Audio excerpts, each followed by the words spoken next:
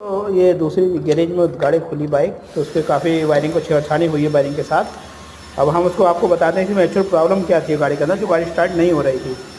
दोस्तों गाड़ी में सेल्फ ले रही थी, गाड़ी में बैटरी ओके थी सब, बस गाड़ी स्टार्ट नहीं हो रही थी। दोस्तों इसका रीज़न ये था कि इसमें स्पार्क प्लग में करंट नहीं आ रहा था। दोस्तों वो क्यों नहीं आ रहा था, इसका जो पिकअप कॉइल है वो इसकी ख़राब हो चुकी है। पिकअप कॉइल यहाँ लगी रहती है, वो उसकी पिकअप कॉइल ख़राब हो गई, जिस वजह से स्पार्क प्लग में करंट नहीं आ रहा था। दोस्तों हमने ऑर्डर में डाल दी है, हमने दूसरी गाड़ी में लगा के चेक करी थी तो गाड़ी ओके हो गई थी।